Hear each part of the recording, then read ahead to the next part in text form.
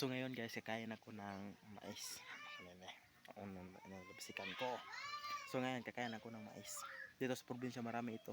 Depende sa area kung nagtatanim ba kayo ng ganito, mais. Kasi ganito, meron man ito sa city pero binibili mo. Pero dito sa probinsya, tinatanim ito namin. At ngayon, kakainin ko na. Sobrang sarap ng it's depende na siguro sa pagluluto ito, pero kasagara nabilo mo ito parang hindi bago, parang ininit lang nila ganun.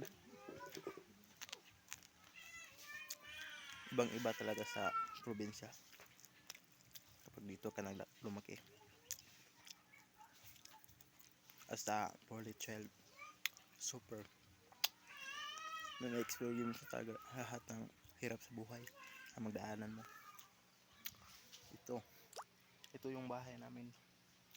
Mahirap lang kami. Yung papa ko at mama ko housewife lang at papa ko farmer. So ang hirap talaga.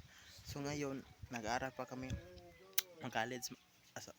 Ako magtatrabaho muna ako ngayon na year dahil hindi nakapasa dahil na siguro sa utak ko parang hindi makakaya. So now still don't give up yapon. Taga Surigao gado na Kabisaya. Nauno mo ni. Kain tayo guys. Interactive dong. It's good. So umara to guys.